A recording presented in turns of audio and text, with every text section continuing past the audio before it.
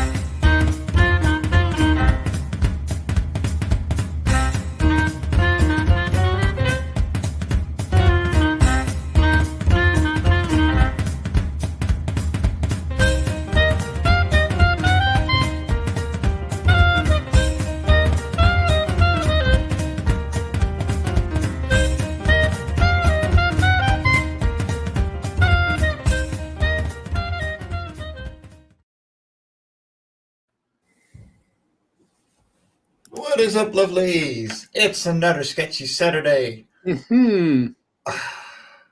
Yeah. I'm here to talk again because he apparently dropped out in the last minute. Oh no. Well, I hope he's doing all right and he'll get back in eventually. Because I was hoping of seeing him again because I've been missing a couple of weeks again. I'm sorry.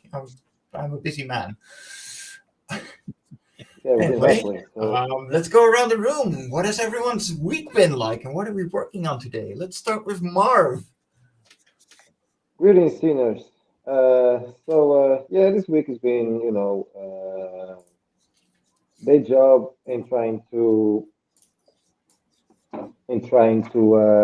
get home, fine to do some drawings. I've been making my own show, the Scene-Cast. And today I'm working on a pinup that I'll be selling soon. So I have my campaign on Fund My Comic, and I'm working on that right now. This is for the campaign, and it's been a lot of work. I'm writing a new comic, and that's been my week. Nice. You've been busy. Yeah, lots, yeah, man.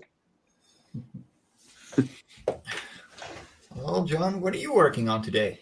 I'm doing angels today. Oh, Lordy. I'm gonna do a little. I'm in an angel mood. Let's see. I figured I'll just do very easy, either traditional angels, and then I'm going to do some angels that, as they are in biblical texts, which is very different from the little. Yeah, I saw your biblical angel upload earlier. I love biblical angels. They're so scary. They are scary. I've started putting up some, videos with me drawing. I'll start doing angels and stuff that I worked on or developed just from research. But angels, cherubs are not, the little cute little fat little babies shooting arrows into hearts. No, they are not just Cupid. No, they're not cupids. Nope. So anyway, yeah, I'll play around. I'm going to just play around with stuff because it's Saturday morning, and why not do it that way? Why not do stuff that's fun? That's exactly what I'm doing too. Yep. Rodney, how about you? Hey guys, I've been spending the most of my week going over final script for actually Roadkill Rampage 4 and making sure that taking the artwork, the finished artwork, and matching it up with the words and making sure that there's room for caption boxes and words and all that. If I feel like something needs to be trimmed down so it's not such a tight squeeze into a panel, maybe editing out a word here or there. Been doing that. Did a bulk of that yesterday, and then the rest of the week was finishing up the script for Doghouse issue 2. Nice. So I much got that second draft of that done, and be sending it off to Nita here very soon for her perusal. Yeah. For her judgment. Yes. Well, I'm Mike Jimmy Lebran, creator of Lava Chorus, CEO of Resonance, and this last week I have just been working my normal day job and trying to get work done for the translation for Lava Chorus Volume 1. I'm pretty much done. There's a couple of last things that I got to do, and I've been prepping for my week trip to Glasgow next week, because you're going to have to miss me another week after this. What's going on in Glasgow? Well, my girlfriend, Luz, decided to book us a week to Glasgow together. So that's what we're going to do. And we're going to go to a metal concert. I still have no idea what she's got figured out for us. But I'm looking forward to it. And we got a whole bunch of fun things scheduled. So we're going to have fun. Yeah, do it, man. And yeah, right now I'm animating Lava Chorus, the animated series, the pilot episode. And after some tips in the green room from John, I am adhering to it. Because they were very good tips, and it does make it feel a lot better already. So I'm looking forward to seeing this come to life. And yeah. It's good to be with you all again, because I've been missing you guys. Yeah, same. It's always good to hang out with the fellas on Saturday mornings. Yes. Where are the donuts? Yeah, for real. I think that was C's job. Oh.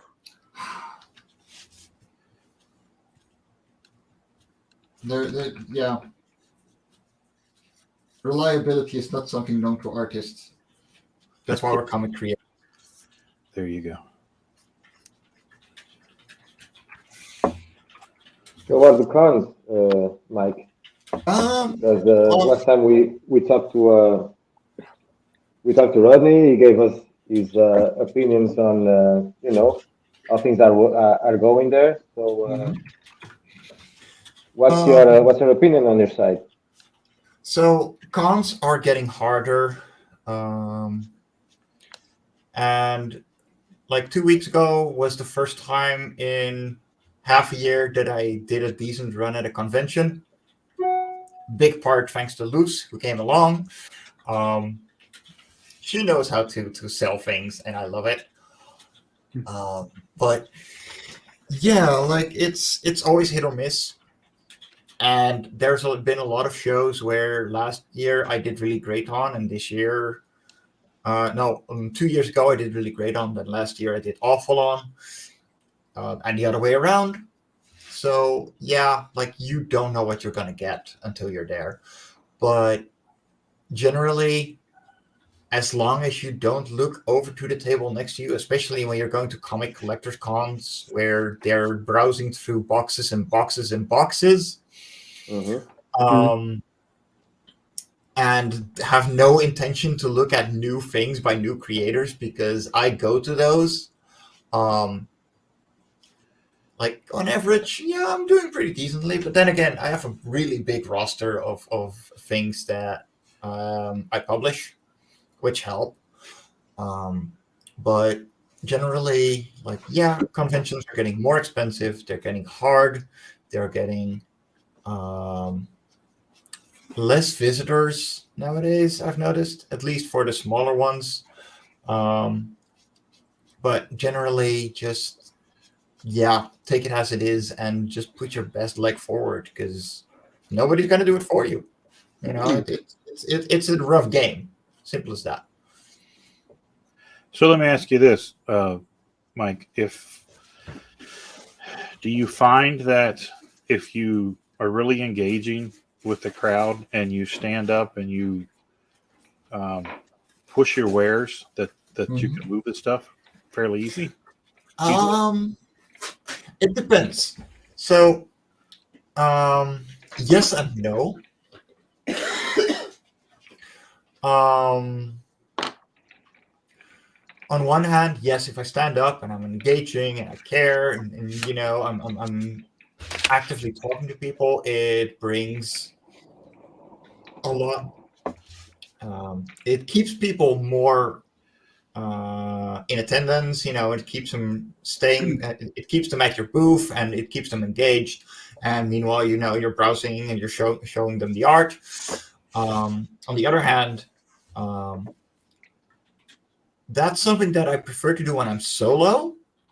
And when I have a buddy, I will actually be the one drawing generally and have them do the talking, especially if they know what I publish, if they've read it all. Because then there's the dynamic. Like, I can talk about the thing that I'm drawing, I can talk about the thing that I'm doing with La Foncora, and the other person can actually sell the other series as much as I can sell La Foncora. Because that is something that I have problems with personally, because La Foncora is such a big staple of my publishing company. It is the thing that I know most about and can say the most about. But on the other hand, I'm also a publisher, so I have to push my other books. Right. Which makes it a very hard double-edged sword, because it means that I can't put as much time into commissions or direct care to new artwork. But it also means that I can't put all my effort into selling all the books that I have. Well, the reason I ask is because a lot of times when you get to shows, especially bigger shows, and you've traveled 300 or 400 miles to get there, and you know you've worked on stuff all week, and by the time you get to the show and you get set up and it's time to put your game face on, you're just freaking exhausted. So yes, for the first couple of hours is just, you know, you're kind of in a lull, and it depends. It depends on if you shot that big cup of coffee before you got into the show and you're amped up, or you're still running on fumes. And I've seen both. I've seen people just at their tables and just dead. And you know, obviously they're not moving any merchandise. They have very little engagement by the fans. But yeah, it's that's a thing. If you're not moving merchandise, you know, you got to ask yourself, well, is it because I'm sitting on my ass and I'm not engaging? A lot of times I'll see artists with their noses buried in their sketchbooks or they're on their sketchboards, and they're not even looking up, and everybody's walking past them, and then they bitch at the bar later on that night. I didn't sell anything. You know? Yeah, it's a bit of both. I mean, as an artist, you want to be working and showing that you do commissions, you can do art, and that the work that you're showing off is yours. Yeah. Especially. Yeah. Because that, that brings engagement. It's as simple as that. On the other hand, you gotta build up that sixth sense that when you're working in that sketchbook, you also look up. You're keeping that corner of your eye up on the other side of the table. So if someone starts, walking by and, you see them, you notice them slowing down, that is when you look up, you get engaged. Nobody cares about that sketch you're working on except for you. Right. Unless they are literally paying you to make the sketch you're working on. At which point, you've already been paid, so they're going to be there anyway. You might as well ask them questions and get more engaged because you're doing a thing for them. But if you're doing something for you and you're making a funny doodle, like what I love to do when I'm at the conventions is draw Oxton and Toiven, so these little guys over here, doing really weird things, because that just makes my day. But those are sketches I care about. Nobody looking at at my wares knows who these two guys are. And I don't do fan art, which people, doesn't pull people in as quickly if you don't do fan art at all. But as long as I'm sketching, people will be looking at me working. Yeah. Mm-hmm. But for me to get them engaged, I have to pull them into my books. So yes, you have to be working in a sketchbook if you want to show off what you're capable of. That should not be your entire day. That may be, the first hour or so that you're at a convention, and do it at smaller conventions. If you're going to draw in your sketchpad, do it at smaller conventions because then you will probably have the time. And the smaller ones are for the collectors. Smaller ones are generally for the people that, will pull out their list of things that they still need and will be browsing through.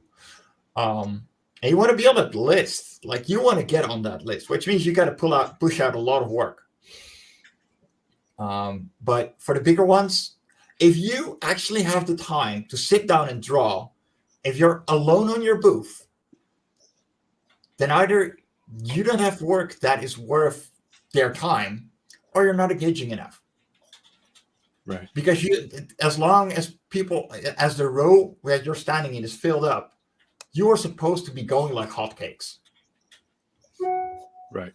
And yeah, if it doesn't, I've usually it's Tina and I, so I've got a wingman, which is great. There have been, and I usually draw all during the entirety of the shows, because that does bring people to the table, because everybody wants to see what's the monkey doing. So yes, no, for sure. Yeah, but there have been times, especially at the bigger shows, when everybody's standing there watching, and it's like, hey, this is a perfect opportunity for me to say something and move some books, because Tina can only do so much, because she's got a group of a family of 5 over at the left end of the table, and I've got 4 18 to 34-year-olds on my end of the table watching me draw. And it's like, oh, zoinks, open your face, make some sales. Yeah. So you just have to be aware, Yeah, no, it's building that sense of people watching you and you engaging with them. Yeah. And you engaging with them could be you literally continuing with your art while occasionally pushing your eye, going up with your eyes and just actually talk.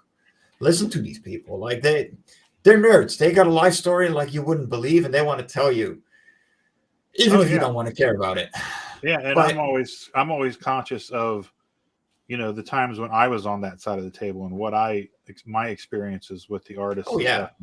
What I don't want to deliver to them in that aspect. I don't want to be that dick on the other side of the table who wouldn't talk to them. So I'm very conscious of that. No, it's hard to get to that point. Like it's not easy, but generally, as long as you're nice and you care enough to answer their questions to the best of your abilities, and if they're interested in your art, because let's be honest, as an artist, that is what's going to pull them in. That's what your side of the table is going to look like. That is people that care about what you're drawing. And say, like, you are drawing a Mandalorian or whatever you think about, and that is the thing that they're into, you can be like, hey, I got another fan art piece behind me. Like, this is what they look like when they're finished. Or, hey, I have the sketch card. Do you want to take one of those along? And generally, those are the kind of sales you're going to make when you're doing art like that. Yeah, it's all about the engaging, and that's just key to the shows. Because I've been working on, fan art or whatever, or commission for somebody, and they'll come up and then I'll ask them, I'll say, are you guys into indie books? And then I start my spiel on, what we've got. And they're like, oh, no. Don't start with, are you into indie books?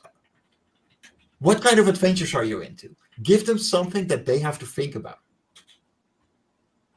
Okay? Like, they don't care if you're indie or not. Especially on bigger conventions, they don't care. They just want the thing that is in front of them. Right. So what you want to start with is, what kind of books are you into? Because we got a whole slew. If I have kids on my booth, I'll send them to the Oswald Chronicles, or I'll send them to La Foncora or the Radiant Sight. But if I got, a 16 to 20-year-old edgy teenager, I'm going to give them the Singular. Oh, right. fuck. The Singular or Bloodwing Angel. Like, those two, somehow 16-year-old boys just absolutely love it. The 16-year-old girls actually want the Singular more than Bloodwing Angel. Oh, nice.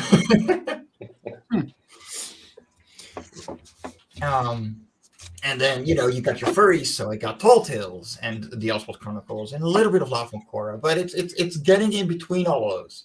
And it's figuring out not so much what you think they will take, because if they're going to say, like, no, I'm very vanilla, I like cutesy adventures, because that's the kind of question that I'll ask them, like, what if, especially if they're into La Foncora, I'll be like, so what kind of adventure do you like? Do you want something more heartfelt? Do you want something more adventurous? Do you want something heroic? And because you're giving them options, they're going to feel more engaged than you're actually making them. So yeah, if you got Peter Patter compared to Doghouse, maybe, you got a 25-year-old woman that may be expecting something, and she's going to be all over Peter Patter, but actually prefers to read Doghouse. By all means, like, get both, but you don't know until you talk to them. Yeah, So they're both cartoons, but they both serve different audiences. Exactly. And yeah, like, it's finding, it's not so much what you're selling, it's fitting what you're selling to the person buying.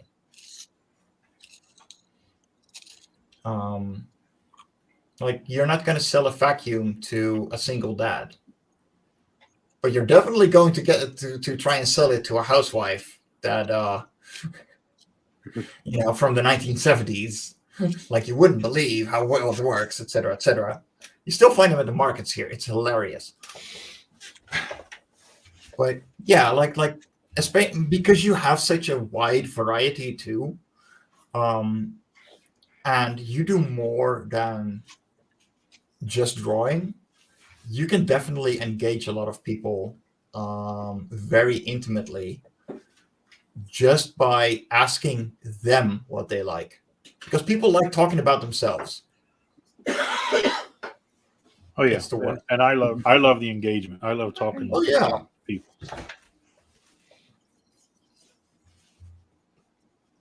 No, so yeah, when it comes to that first question, you generally want to go with, what are you into? And if they're into indie books, they literally don't know. That is too broad a question, because independent books are too broad. Like, they could be very bloody and gory. They could be child friendly and whimsical and everything. Ask them what kind of Typically, adventures they I'll like. ask them. I'll say, "What are you into?" Yeah. And then, Or as they're looking at the books, and then I'll say, "Well, yeah, we've got that here." exactly. Like, Then you've got them on the hook. the main, like, there's 3 books on my table that always pull in people over a coffee. So the coffee anthology we did, either of the Love and Korra books, because they're blue, or the Singular, and from there they will diverge. So you got really dark black, you got a soft brown, and blue greens. And as, like, generally they will come for either of those and then move on and look further than that. Like, they will suddenly notice Oswald because they really like mice, and it's an adorable cover. Or they're closet furries and they want tall tales, or boobies, and they straight go to Bloodwing Angel.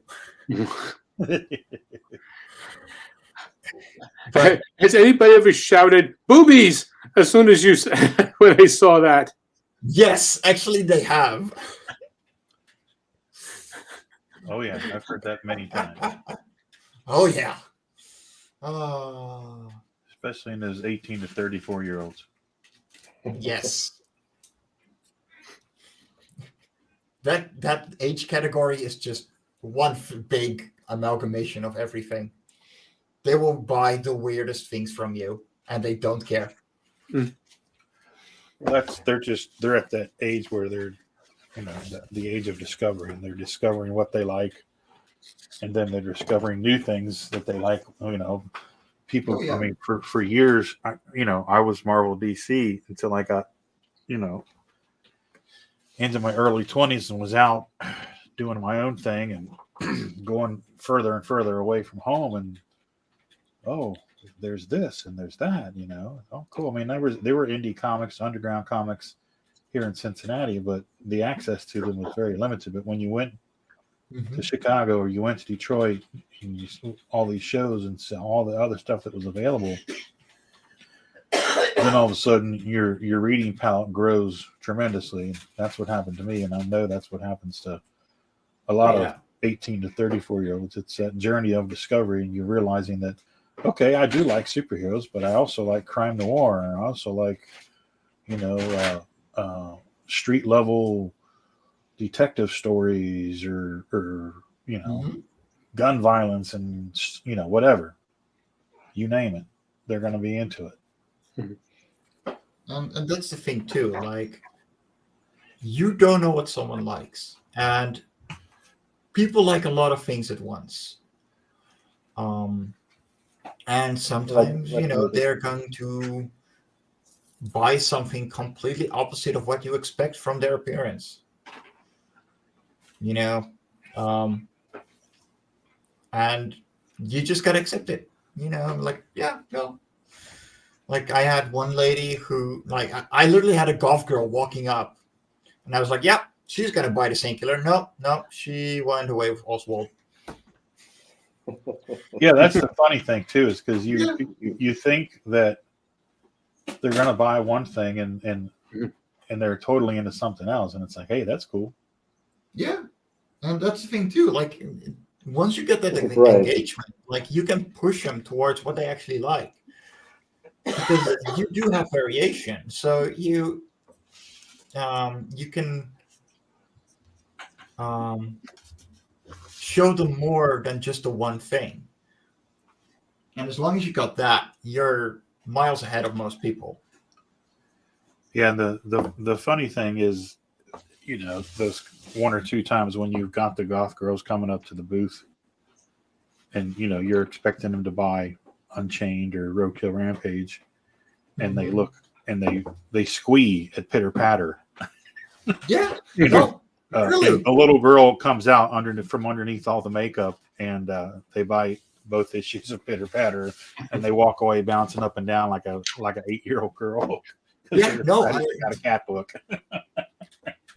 The amount of people walking up because I have an Etsy plushie at my table, and them going, "Oh my God, that's adorable!" And then I'm like, "Yeah, that's for sale. But if you want the comic, it's right there." And they go away with the comic. It's and all kinds of people, like 50-year-old guys, love Etsy. A lot of them. If it's not for them, then it's for the grandchildren or our children themselves. Like, I love it. It's the best. What's not to love about that little thing, right? Yeah, no, it's but it's the subversion of expectation.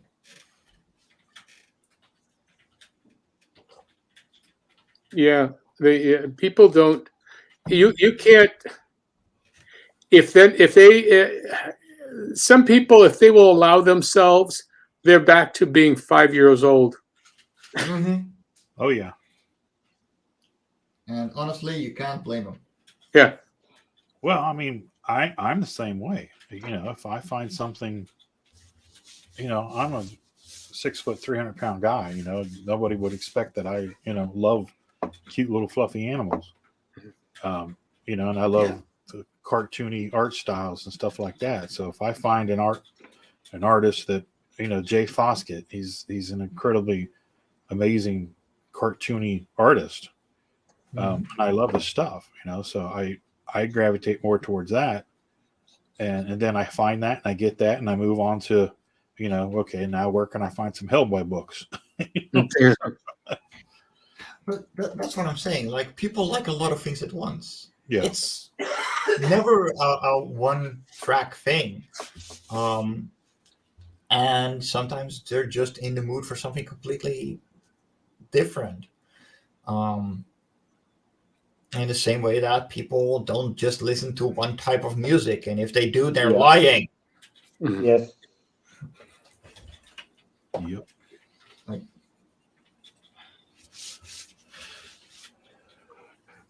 So there is no. You really can't figure out what the type of attendee at conventions are. I mean, are there a reputation, or has it all turned into basically, a TV or film convention or toy convention? Kind of. Like, if I go to smaller conventions here in the Netherlands, and this is specifically for the Netherlands, Belgium, France, like, Franco-Belgium, they are focused on collectors, the smaller ones. But we also have our Dutch Comic Con, which is essentially San Diego Comic Con, but only like a fifth of the people, Right. Which is still the biggest one in the Netherlands. I mean, we only have 17 million people. But that's what it comes down to. Like, there's a bit of everything. And depending on where I go to, I promote different things, or at least in a different way. Because I know that the comic collectors that I engage with are going to be... they're going to look for first editions. Wow, that had to come from far. So I'm almost out of Lavencora 1 first editions, and there's a couple left. And at shows, I sell those as being the last ones, because they are. And yeah, the old collector guys absolutely love them, But on the other hand, if I go to Dutch Comic Con, I don't have to put those first editions up. Like, they're going to look at the better drawn, better colored one and buy that, because they don't care about the first edition. They just want something fun to see.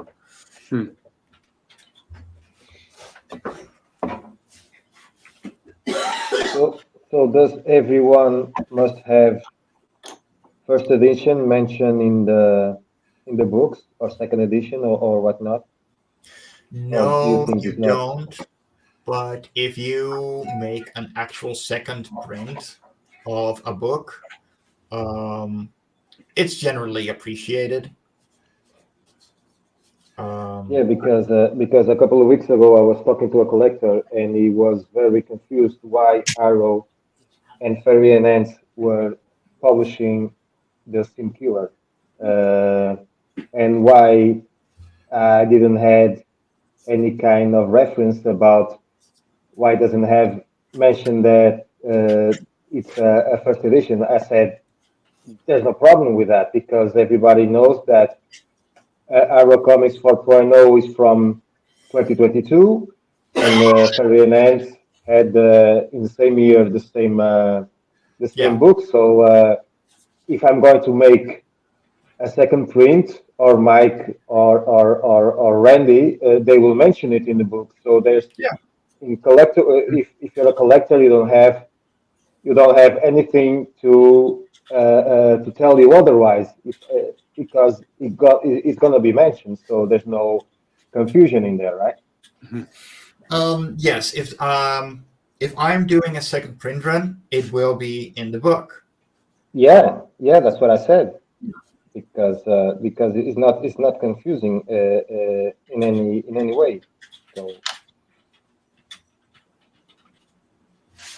I was confused about the question, but I totally understand where it comes from, because he's a huge collector. But either way, everything is very explicit, because when I'm going to the second chapter of the Sim Killer will have the Arrow Comics 3G in the cover, and then you will have your logo. So there's nothing too difficult to understand about that, right? No, but on the inside cover, I will actually say if it's a second print or not. Like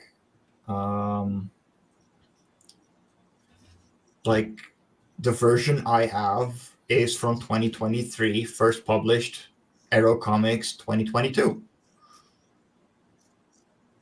And then Phrase and Ends edition published 2023. Yeah.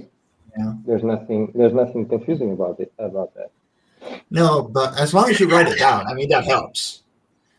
I mean, it's not like a mini zine you're creating, like where you just do 100 because whatever. But yeah. Well, for now, I'm just going to have to take it easy publishing new things in any case, because I gotta get my things in order first. This last stuff here, yeah. I've found that when folks are perusing the table and they see that you not only have an issue 1, but you've got an issue 2 and 3 and etc. Oh yeah. They light up more. They're like, oh, so there's not just an issue. You've got more than just one issue, and that seems to make a sale on its own.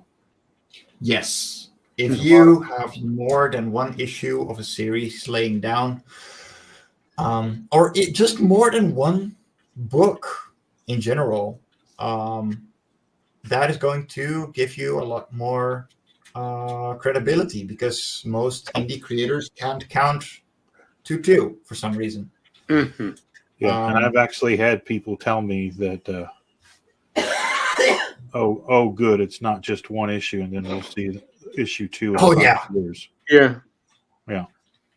It's always creators, you get tired or something gets in the way, and life gets in the way, or it doesn't. Or you stop caring. Well, yeah, because here's the thing that gets me is they will do one.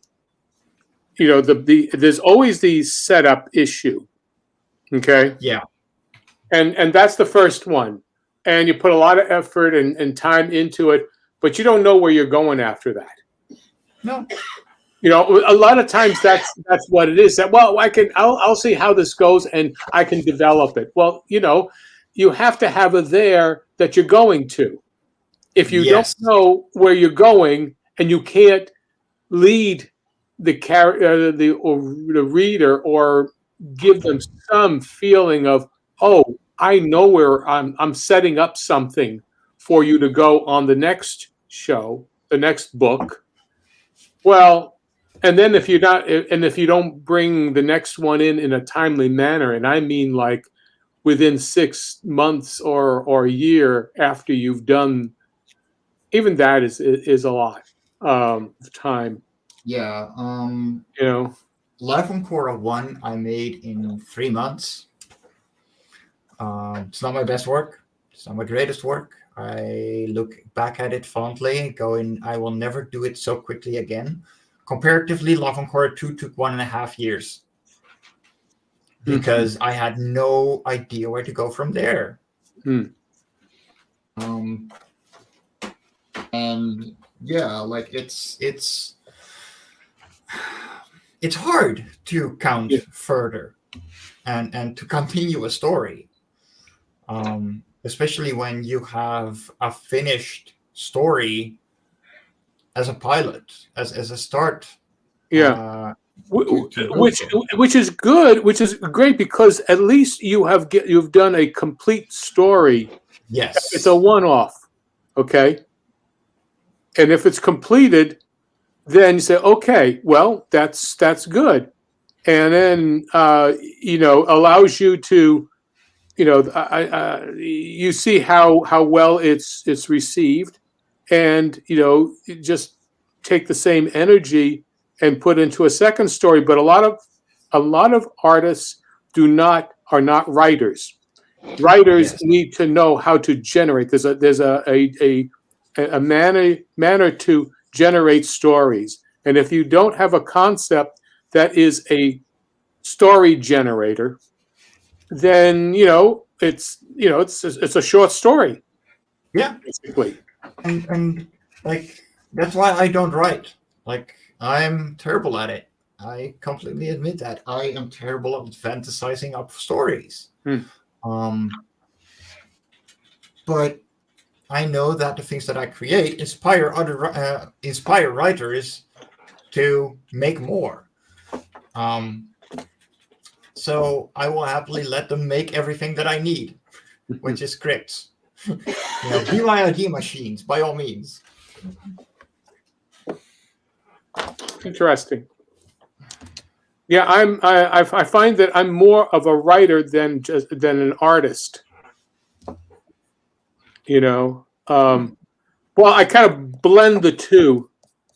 I find that as an artist, I'm an actor, and so my art is a performance, and as a director, and as a cinematographer.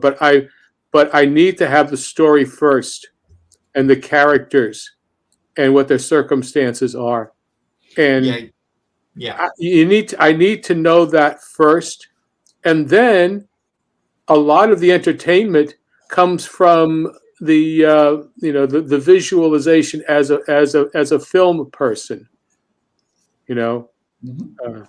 so I think it's and this is where we have a situation with independent artists doing indie comics. They have to be a writer. It's almost like you are like a comic, the old school comic book, or rather not comic book, but rather newspaper, creator. Chester Gould wrote. He had a story to tell, and he knew how to tell stories. And his artwork is extremely stylized, but yet it works it sets up the macabre, in his of his world. Mm-hmm. And so, he allows him to create those characters and those things but yet he was in a world that accepted that kind of entertainment in a family way, because that's what the family newspapers that his blood and gore was in, and yet he was an extremely popular comic strip artist. Well,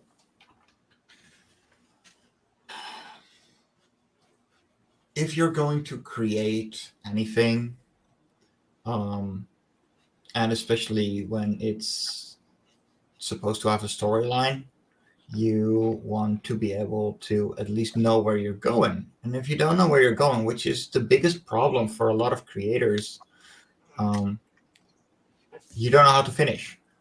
And the number one thing that I look for in a writer is that they're able to finish a story, because it's the hardest bloody thing, apparently.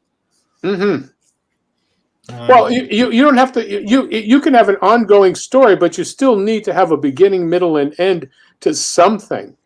Exactly. Yeah. Most of them get lost in the middle. Legitimately. Oh yeah. It's the worst. Yeah, and you have to master the art of realizing that you've created a world that's ongoing, but you can also, within that context, start, begin, and finish a story within that universe, and then start another story, which is essentially what we've done with Roadkill Rampage. Because that was intended to be a one shot. And it got so well received that we worked it into a 4-issue series, and it just kept growing. So that's when you find those little nuggets of gold and they continue to give you gold, you keep running with it, and people are receiving it well, then you keep tapping that mine. Like that's the number one thing as well with what I did for Love and Cora. Like, in 2019, I started doing conventions with it, and we barely had any books, but like immediately we had people coming back going, "Hey, when's issue 2 coming out? We want more of this." And that was the point where I was like, "Yeah, I know. You know what? Maybe we do have a concept that's worth my time, but." The 3 months that I put into the first book were not that big a risk for me to go, yeah, if it doesn't work out, we have a book made and we can move on to something else. Yeah. And you got to have those. Yeah, there's nothing wrong with that. If something hits, and great, continue it on. If it doesn't, then move on to something else, and you've just got another book on the table. Well, and it depends on what kind of a project that you're looking to do. If you are looking to develop, a company and a line of books that are, that you can, make a living at in some form or another, or at least supplement your income, then you are looking for a particular audience. In my case, it's a passion project. I don't know what my audience really is today, but it's something that, I feel compelled to do. And since I can, it's my time. I'm not paying for anybody, Mhm. And and so crowdfunding to me is the perfect thing because I only print up enough that will enough to pay, that whatever my print run is, whatever I make, I know. Okay, I got my print run, and I've got extra books, and maybe a little bit of a profit. And I've done that. I've been able to make a little bit of a profit on all the books that I've done, and I've done. What are we now? 1, 2, 4, 7. Sweet. Yeah. I mean, for me too, like, yes, I'm publishing other people as well because I want to grow this into a company. But what it comes down to is making new fans for the people that I love myself. Yeah. Yeah. And as long as I'm doing that, I'm fine. Yes, I would like to get rid of a day job. I would love to not Oh, yeah. worry, but that would mean that I would have to take a huge risk right now that I can't afford to take. In fact, last year I've taken a couple of risks that have not paid off yet. With going up to 6 series to publish and having the worst half year of my life financially. It happens. Life happens where your hands are making a plan. I mean, it's as simple as that. And I'm not angry about that. Yes, I'm annoyed, of course. I'd rather have things do good. But yeah, like I took a risk. I knew what the risks were, and now I have to adjust because that's part of my job. And the other thing, Mike, that you gotta, and a lot of people use it as an excuse. We don't, but in figuring out, how you've done and your worth, for lack of a better word, you gotta consider, we're a year out from a pandemic. So people had money, didn't have money, were given money accumulated, and For sure. they were stuck in a house for 16, 18 months, and they came out and they were throwing money at everything. And now we're back to the shore, the water's receding. We're starting to get back to a more of a regular semblance of life. Yes. And where people had all that free money's gone. And definitely they're having to get back out and find their way in the world again and pick up where they were in 19. And so they're all adjusting too. So the fact that you've been able to navigate through those waters and still be here is a positive thing. Well, it is also because I had a side job, but working as because I didn't want to risk more than I already was. And my moving side job completely dropped. The place I work at now makes me cycle by the place I used to work. And I'm still on great terms with my colleagues. I loved working there, and I still do. But it's still so quiet that some of their main employers, because I was a freelancer there, and main employees still gets 1 day off every week because they don't have to work. Right. And so, you would have too many people on a single job, costing more than giving them the day off. Yeah. It's ridiculous. So I'm glad I jumped when I did, but it was still too late. The world adjusting to supply and demand post-pandemic. Yes. Because Tina and I both worked through, we weren't off. I drove more probably during the pandemic than I did before the pandemic. And I believe that. Yeah, Tina was working 10-hour days all the way through. So it's that's the thing too. Just because there was a pandemic doesn't mean that it was quiet. The main thing I did was still keeping on moving, and getting to work on art. At the first lockdown, nobody moved for like 10 week for a 10-week period. So I was at home and I had my savings, a bit of them. And I was like, yeah, no, we're going to push comics. And I couldn't because my ex, who was writing Love on Cora at the time, didn't have anything in mind. So I was stuck doing nothing, which absolutely sucked. But after that, like, she left in July 2020, and I was like, yeah, no, I'm going to find a new writer and I'm going to continue Love and Cora because this is something that I know we can do. And we had the second anthology that I had to fulfill. We had other things that were going on, even though there were no conventions. And I just kept going. And I started knowing all of you amazing people because I kept going. The pandemic did a lot of good for me. Yeah. Yeah. Totally so. Yeah, it definitely broadened our exposure when we started doing Thursday Night Throwdown.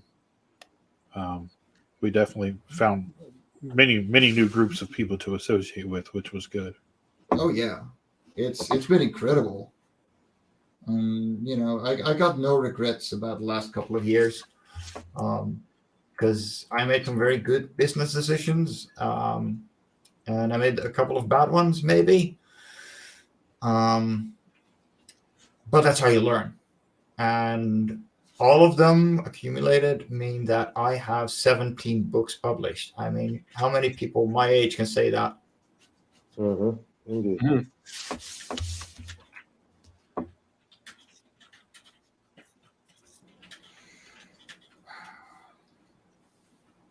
Okay, what are we looking at here now?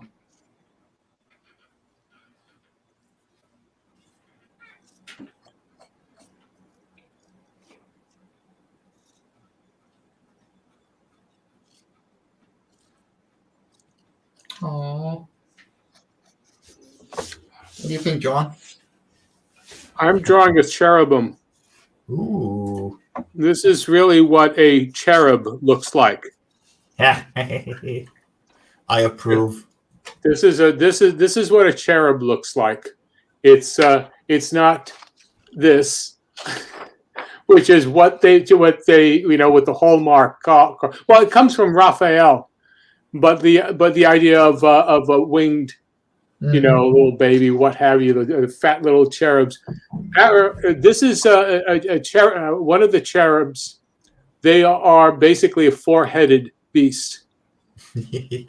And, well, not a beast. It's a four-headed entity, and this is what it would look like in physical form. Yeah. And so part of what my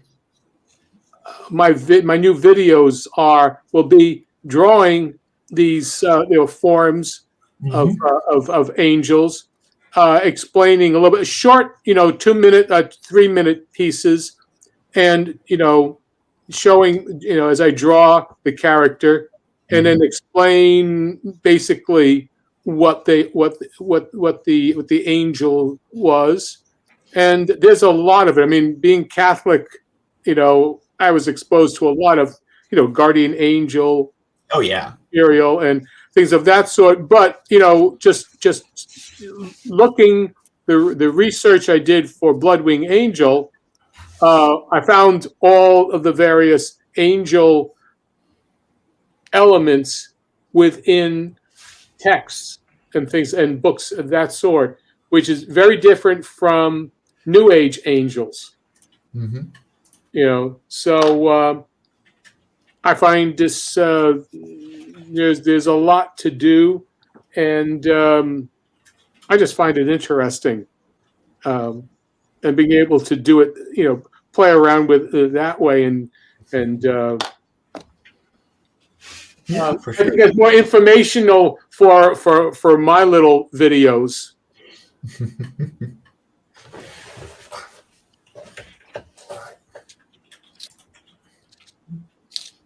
We got Rodney working on a Mandalorian. Mandalorian.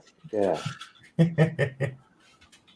Yeah, we're doing a couple of shows here coming up, so she's a pretty hot character right now in the season 3. So Is that Mandy Lorian?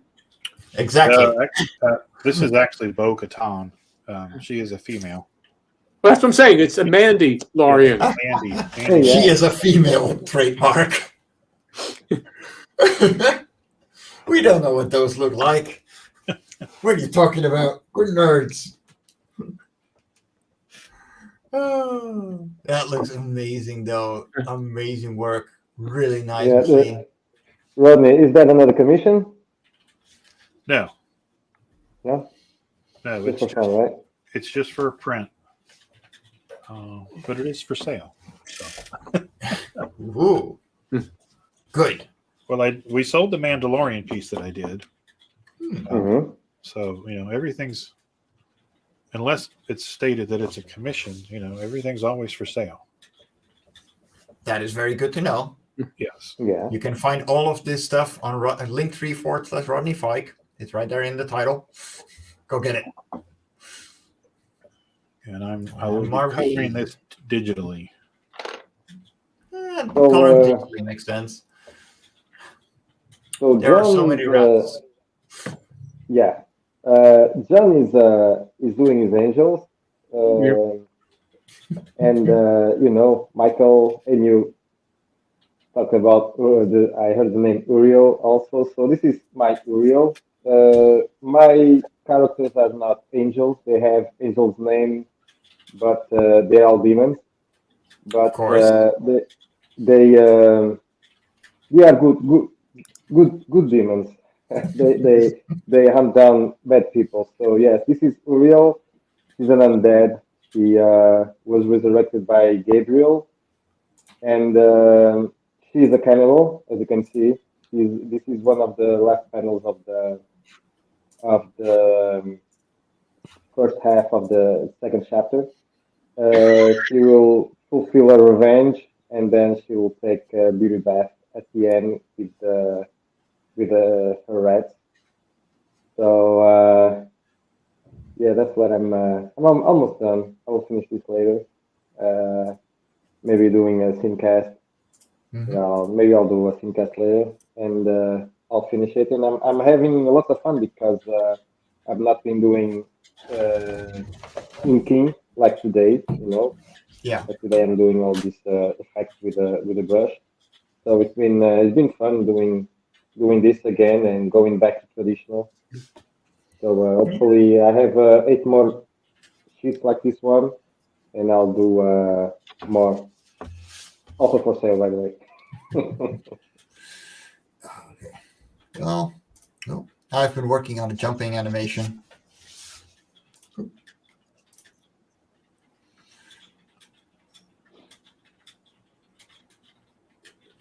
Yeah, there you go. That's that little back. Yes. Back. Yeah, just that little back flip there. That little, recoil. That's and that's all the anticipation, action, and reaction. You have to anticipate what's going to happen, do it, and then tell them that you've done it. It's gonna and reaction. So it's always going to be that basic formula. No, I was a little too what should we call it?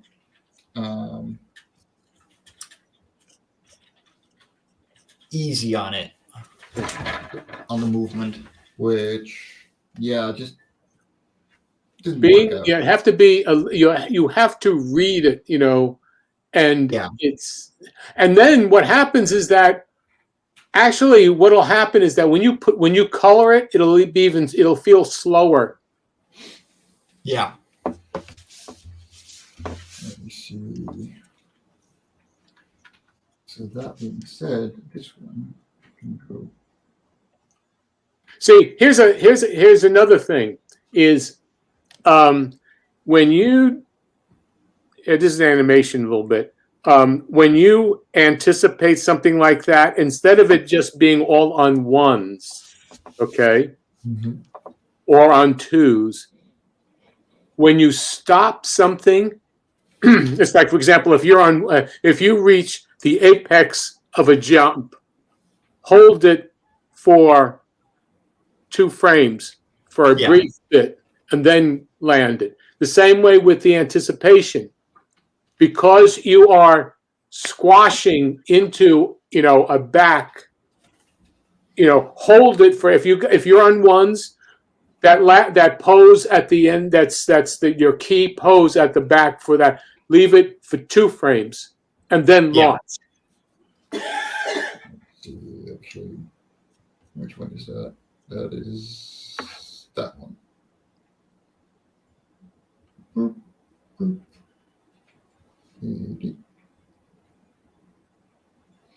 Yeah, and then this one goes forward like that and holds it just a bit.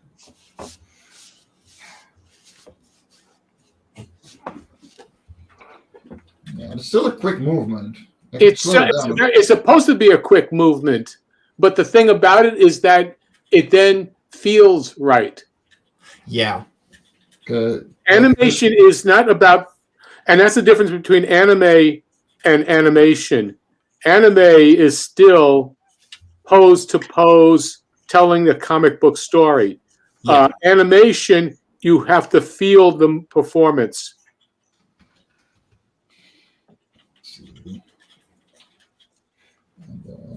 And then he actually springs. Yeah, because that is a 1-2 as well.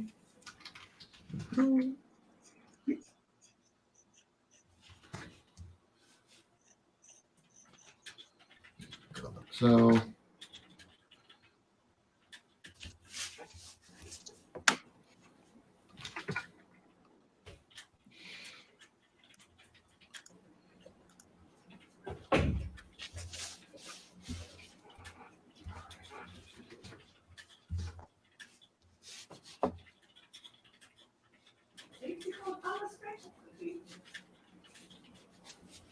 So what's anybody watch this week that was interesting?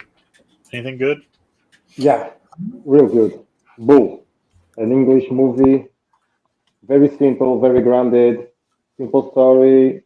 All the kind of. Let me think a little bit about this. The movie is it's a supernatural movie, but very grounded, with nothing like The Conjuring or whatever. Very grounded, and with a great pacing, great actors, and it was made in 2021. It's from England, and I highly recommend it because it's just well written, well shot, and it's beautiful to see. If you like mystery and kind of psychological horror, kind of, you should check it out. That sounds good. On that light, John, do you have any interest in going and seeing that new Russell Crowe movie about the guy that's the exorcist based on a true story?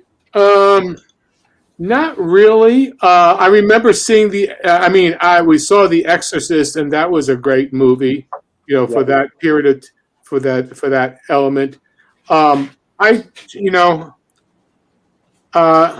haven't gone to a movie in a very long time because around here you have to sign.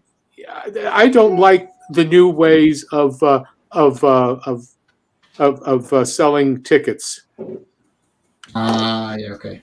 Which is what do you mean? Around here, you have to, you have to pre-order. It's almost like going to theater, a Broadway show.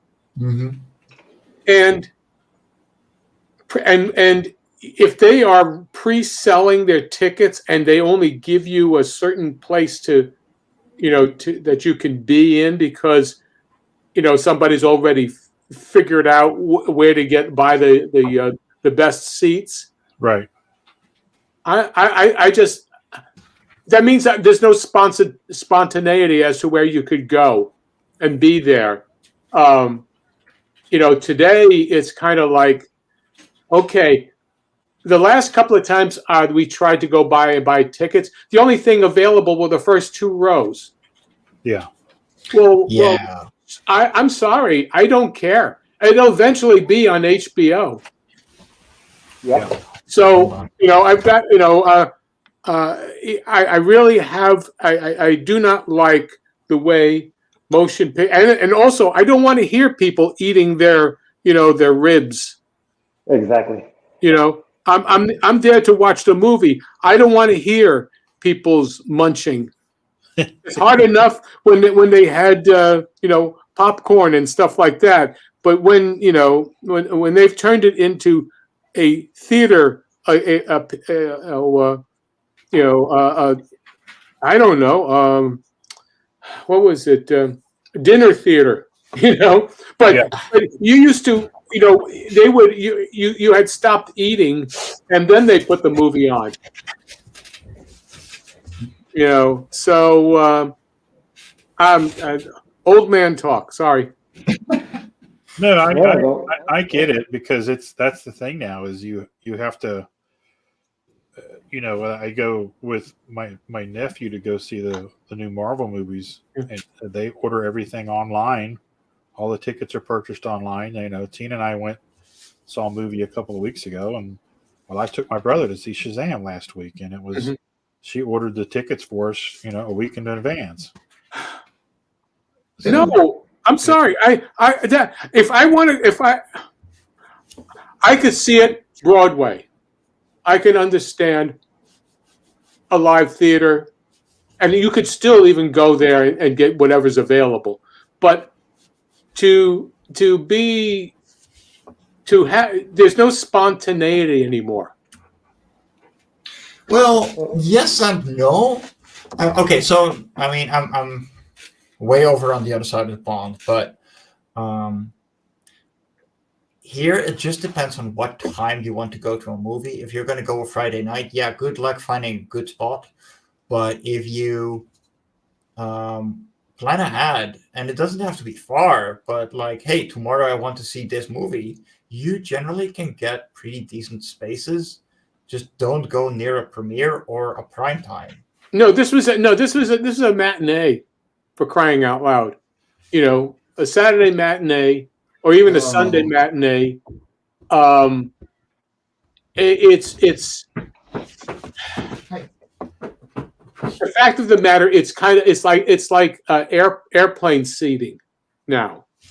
Yes. They will only release a certain number of seats, and you have to choose from that. They're trying to get the least.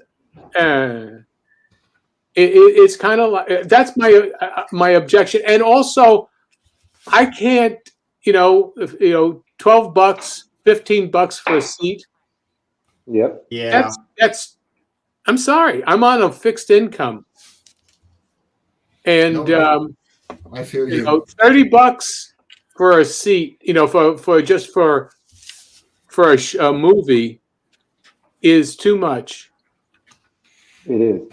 Yeah. I'm so glad I live in the Netherlands, where €12 for a movie is about average. On the other hand, you don't have like prime seats where you pay extra because you're going to be in the middle or something. Yeah. Because you're literally not allowed to rip off people here. We don't have terminal capitalism going on yet. But yeah, no, I completely get your argument. It is not fun to go somewhere anymore. Yeah. So, I mean, pre-pandemic, you could get around here, a matinee, for seniors, the senior rate, and I've been a senior for about 8 years now. $6 for a matinee for a seat, and go and get to movies and whatnot. So that was fine. But over the last 5 years, it's gotten crazy. Yeah, and not everything can be thrown at a pandemic. Well, it was this was pre-pandemic that it was already starting. Exactly. Like it's not all just that. I agree. Yeah. Like even here, prices have been going up for way too much for too long. Yeah. So there you go. And so with that mindset, I'm not that enthralled with the movies that they've done. I'm also not enthralled with the level of how loud everything is. Mm-hmm. I have no problem. I have great hearing. I don't want it to strike. I don't want being a place where my ears are buzzing because they've ratcheted up the hearing for those people who have destroyed their hearing with earbuds. It's not even that they destroyed their hearing. It's the problem that people are so easily distracted that they have to push it up for them to be able to keep focused on what is being shown to them. Yeah. Yep. It's awful. Rodney, am I saying something that might be contradictory to your experience? No, it's all stuff that I've experienced as well. They've made it. They've capitalized on a consumerism of I have to be the first. I have to. Yeah. Because we have, younger friends, and they're always posting, "Oh, I got my tickets for so and so," and the movie doesn't even open for 6 weeks. Oh, geez. Okay. And it's just like, it's okay. And John, I totally get what you're saying. It's the spontaneity of going to the movies is gone. Yeah. Because it when I took my brother, now my brother's mentally disabled, so he's used to going like we used to go. Mm-hmm. And he doesn't. He was like, where's the tickets? And I explained to him they're on the phone, and he's like, oh, we don't have to buy it. And it's like, no. And then he's just like, oh, okay. But it's completely different experience. I long for the 70s, or I long for the 80s. Yeah. When you could go with your buddies and let's get there early so we can get a decent seat. You had to put effort into it. Yeah. Mm-hmm. Now you just have to pick up the phone and beat the guy. It's like the eBay mentality. You got to position yourself to be the last person bid on the item. Well, you got to be the first person to get the best seat. Yeah. Mm-hmm. Yeah. And you used to be able to do that, but now it's as we've experienced.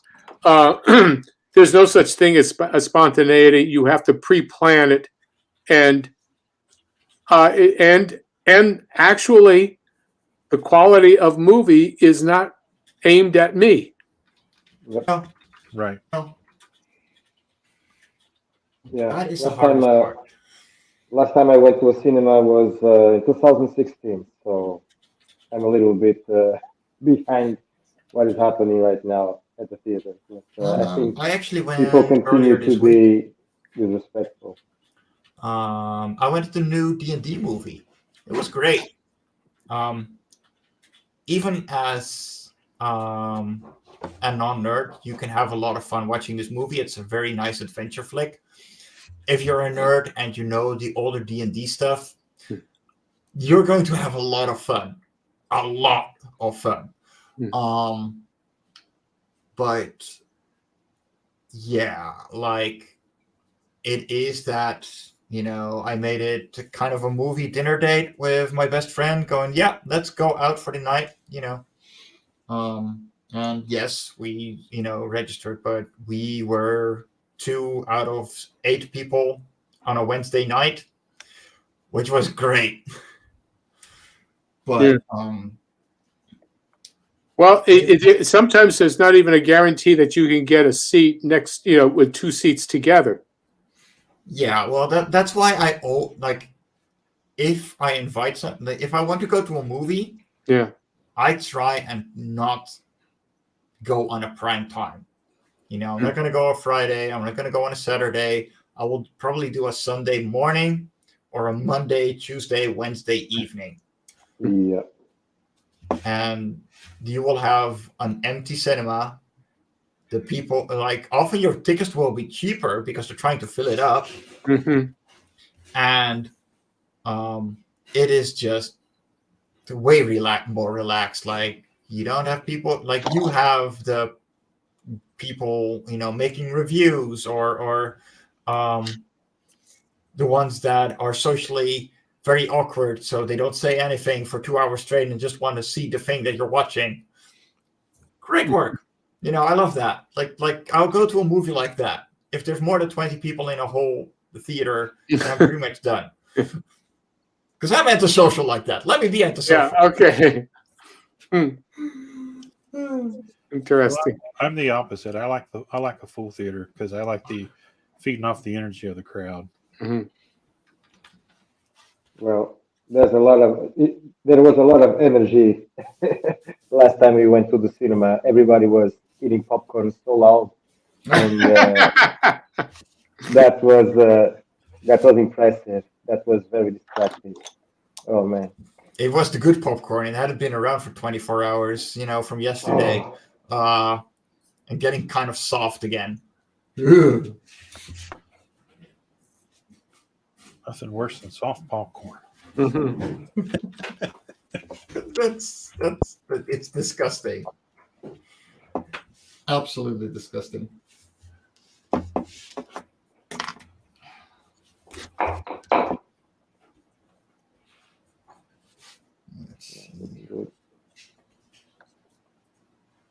There are a lot of noises coming from the kitchen, and I have no idea what's going on in there.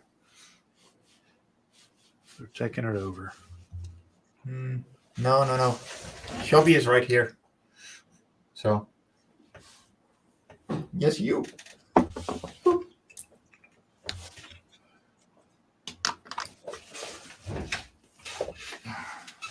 Okay.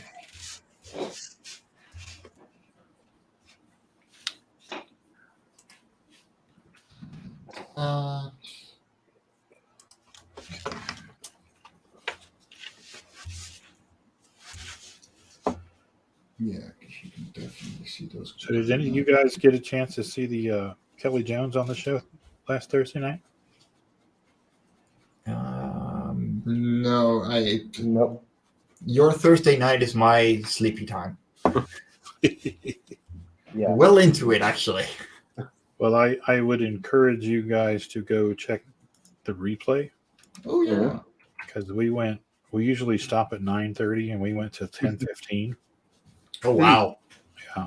And just the nicest guy. When we were backstage, he said, "Guys, you have me for as long as you need me. Ask me anything you want. There's nothing off limits." He says, "Let's just have fun and just have a good time." Oh, those are the best. Yeah, and it was the coolest thing about it was that I found out that I think we're pretty much the same age, maybe a year or two apart. But he grew up reading, loving, consuming the same things that I did. All of my favorite things were his favorite things. That's awesome. Yeah. Which show you're talking about, Ronnie? Sorry, which show? Kelly Jones, the artist of Batman and I think I saw that one. the Sandman. He did Swamp Thing. Really amazing artist and super, super, super nice guy. He finished Bernie Wrightson's Frankenstein book after Bernie. Yeah, I saw that one. Yeah, I saw that one. Yes. Yeah. So we talked about that and the gravity of that all when he was sitting there looking at the project after he had received all of Bernie's artwork and sketches and notebooks and stuff, and just talked about how he was just him in a room by himself and just the weight of it all. And he said it took him a couple of days to get started on it, and then he finished Len Wein's last story when he passed. So it's a really interesting interview.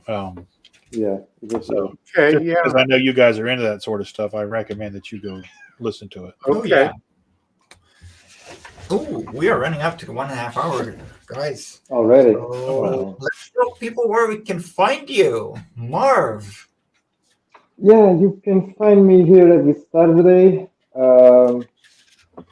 And you can find me also with this beautiful thing called the Scene Killer Gabriel Ripper of Souls, funding till the 30th, till April 30 on Fund My Comic. And you can find me especially on Instagram, YouTube, sorry, I'm tired.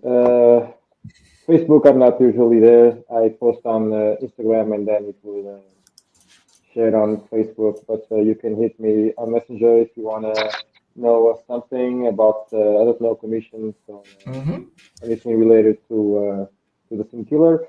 And I have my own show on my channel called Sincast. I had Jeff Lafferty on the first show, the first live interview.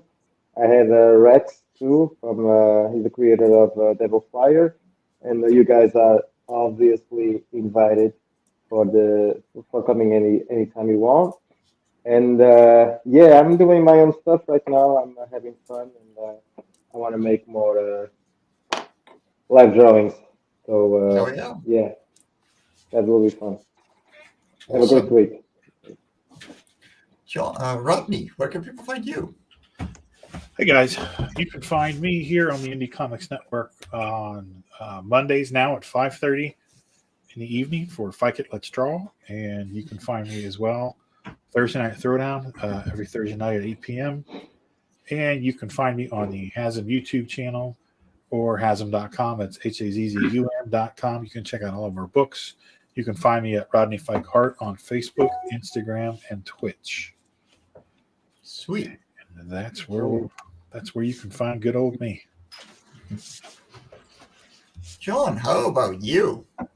Well, you could find me here on Saturday, Sketchy Saturdays, and on my YouTube channel at John Celestri, where I'm downloading and doing videos and having a good time doing it. Also, I'm on Facebook with John Celestri. I keep my name. That's why. Well, you could check out my website, johncelestrycomics.square.site. You could see that just looking down at the down here. Yeah, right there, right there. You see that there, right there. And you can check out my my comics and sign up for my sign up for a newsletter, and you can you get a sample, a PDF sample of all the books that I do. So that's cool. That's it. Yeah. Well, you can find me here on the Indie Comics Network, usually on Thursdays at 1 p.m. Eastern with Hung on Animation, where I work on this for an hour straight or so. And on Sketchy Saturdays, whenever I don't have a con or I'm not pulled to another place in the Netherlands and or the world, which somehow happens very often nowadays, and I hate it because I miss hanging out with you guys because we have amazing conversations and I look forward to every single one of them. Of course, you can find everything about me, Fairies and Ents, and everything over on fairiesandents.com or linktree/Fairies and Ents. And if you want to see more animation, work in progresses and stuff like that, you can go over to my YouTube channel, my Jimmy Lortia, as shown on my username. That came from far. And with that, I wish you all a wonderful evening, morning, wherever you are in the world. And I hope you had a lot of fun. And we will catch you all next week. Bye-bye. Ciao. See ya. Bye.